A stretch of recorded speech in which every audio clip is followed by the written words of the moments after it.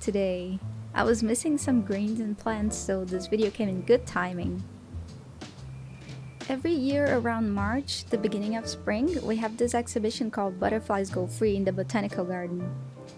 Well, technically it's the beginning of spring, but it doesn't really feel like it because it's still snowing a lot and freezing.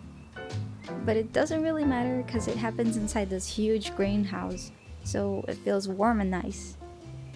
I mean, I prefer the cold, but between -23 and 32, I have no idea what to pick. So last year I went there with my mom and filmed some really cute butterfly guys and girls, I think. So I had to make a video about them and paint them, of course. They give you this pamphlet with all the species you can find around the place, which is really helpful. And they also have all of them on their website as well.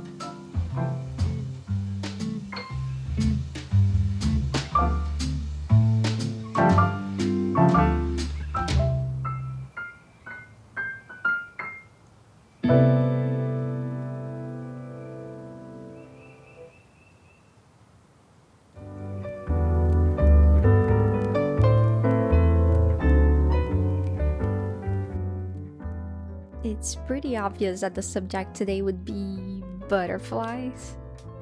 I wanted to try a simpler, less detailed style, just playing around with colors and trying not to be as precise. Yeah, it's safe to say that this is my current art struggle.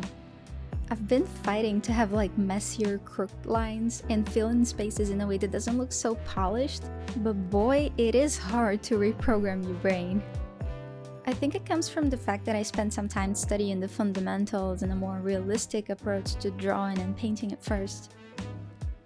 And now to forget that a bit and create my own style feels very challenging sometimes. I mean, I love messier work, textured and wonky, but when I sit down to create and I look at it, I still have a lot of straight lines and very smooth finish. It always makes me laugh. But I believe that that's the magic of art and finding your style, right? You're always adjusting and tweaking things around so that they relate to your current tastes and likes. So it's okay. And I really wish I were this calm and peaceful when I'm frustrated about it. Oh, okay, I forgot to buy a palette knife to mix my colors, so I'm still mixing with my brush, which burned my eyes a little bit. Makes me feel like a savage, makes me feel really bad for those poor brushes. But well, I have to make it work for now. Please don't hate me. Also, the truth is I try to make excuses for mixing that crazy amount of paint. Telling myself I love this color palette so much, I'm glad I can use it for other things. But in reality, I just had no idea what I was doing. At the very least, it's still normal gouache, so a little water to that and bam, ready to use again. Not that acrylic gouache is abnormal or anything. You get what I mean.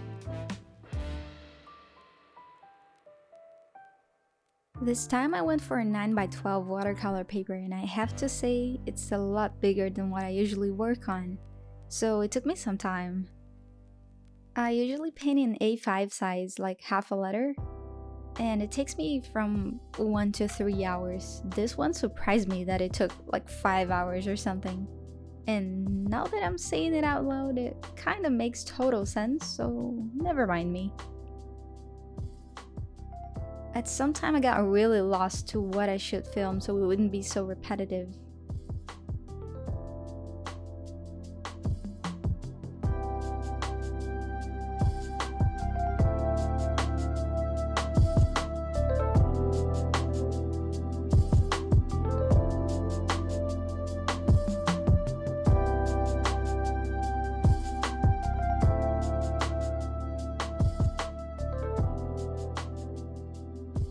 I have to admit that watching those patchy areas dry uneven left me with lots of mixed feelings. My brain was like, yeah, this is what we want, let it be, it's a free country. But my heart was like, oh my god, how can you do this to us? What the heck is that? Like, come on, you can add a second layer and smooth it out. Go, we can wait for you.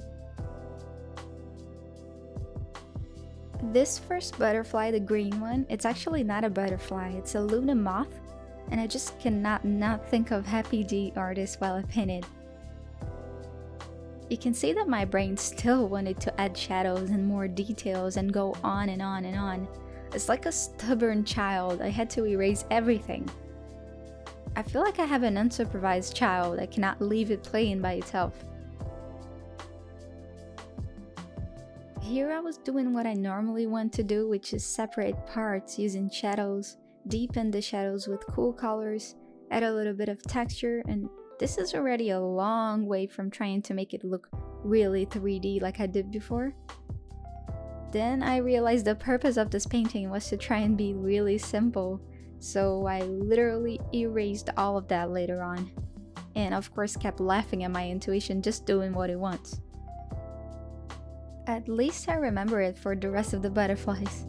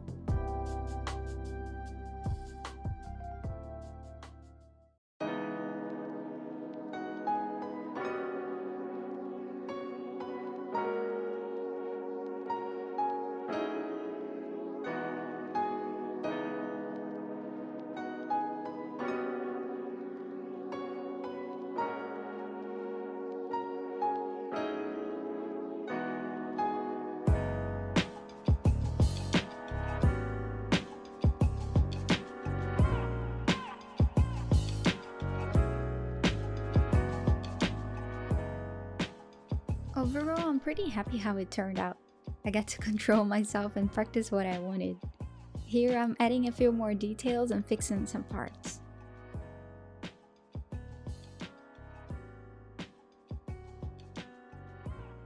My favorite one is this smallest of them, the one with the little white dots. I just love this navy blue with white.